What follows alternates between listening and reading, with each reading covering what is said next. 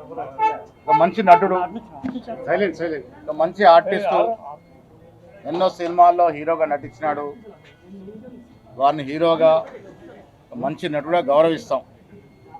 రాజకీయాల్లోకి వచ్చినప్పుడు వారు ఇలా ఆంధ్ర ప్రాంతంలో పుట్టిన నాయకుడు, ఆంధ్ర మూలాలు ఉన్నట్టు నాయకుడు, ఆంధ్రప్రదేశ్కి డిప్యూటీ సీఎంగా ఉన్నారు. ఇవాళ ప్రజాస్వామ్యంలో ఎవరైనా పార్టీలు పెట్టుకోవచ్చు, కానీ విశ్వసనీయత అనేది చాలా ముఖ్యం. ఆంధ్ర ప్రాంత నాయకుడు వచ్చి తెలంగాణలో పార్టీ పెడితే తెలంగాణకు న్యాయం జరుగుతుందని ఎలా విశ్వసిస్తారు? ఎవరో వెనుక ఎవరో ఉండి వారికి అడ్రస్ లేక ఇక్కడ ఈ అడ్రస్తో, ఈ బినామీ అడ్రస్తో రావాలనుకుంటే ప్రజలు విశ్వసించే పరిస్థితుల్లో లేరు. తెలంగాణలో పుష్కలమైన నాయకత్వం ఉంది. ఇలా యువ నాయకుడు రేవంత్ రెడ్డి నేతృత్వంలో కాంగ్రెస్ పార్టీ ఒకవైపు అభివృద్ధి, ఒకవైపు సంక్షేమం.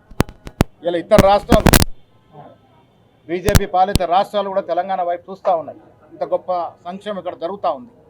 సన్న బియ్యం కావచ్చు, ఉచితంగా మహిళలకి బస్ సౌకర్యం కావచ్చు, ఇందిరం ఇల్లు కావచ్చు, రకరకాల వెల్ఫేర్ స్కీమ్స్ ఇక్కడ ప్రజలకు అందుతూ ఉన్నాయి. వేరే రాష్ట్రాలు తెలంగాణ వైపు చూస్తూ ఉన్నాయి. సో ఇక్కడ సమర్థవంతమైన కాంగ్రెస్ నాయకత్వం ఉంది. ఎవరెన్ని పార్టీలు పెట్టినా ప్రజలు ఎవరిని విశ్వసించరు.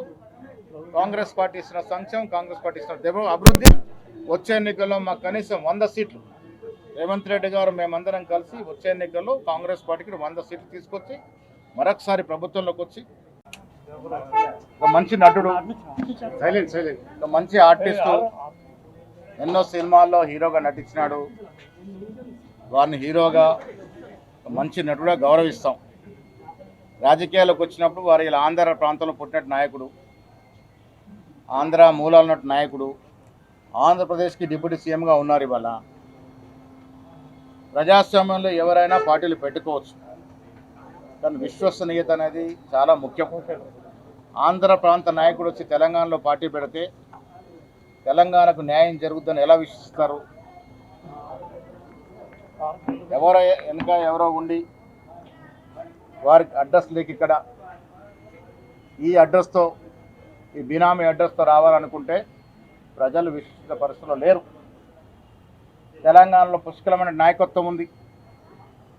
ఇలా యువ నాయకుడు రేవంత్ రెడ్డి నేతృత్వంలో కాంగ్రెస్ పార్టీ ఒకవైపు అభివృద్ధి, ఒకవైపు సంక్షేమం.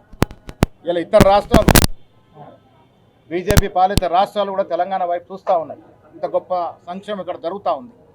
సన్న బియ్యం కావచ్చు, ఉచితంగా మహిళలకి బస్ సౌకర్యం కావచ్చు, ఇందిరం ఇల్లు కావచ్చు, రకరకాల వెల్ఫేర్ స్కీమ్స్ ఇక్కడ ప్రజలకు అందుతూ ఉన్నాయి. వేరే రాష్ట్రాలు తెలంగాణ వైపు చూస్తూ ఉన్నాయి. సో ఇక్కడ సమర్థవంతమైన కాంగ్రెస్ నాయకత్వం ఉంది. ఎవరెన్ని పార్టీలు పెట్టినా ప్రజలు ఎవరిని విశ్వసించరు. కాంగ్రెస్ పార్టీ ఇచ్చిన సంక్షేమం, కాంగ్రెస్ పార్టీ ఇచ్చిన అభివృద్ధి.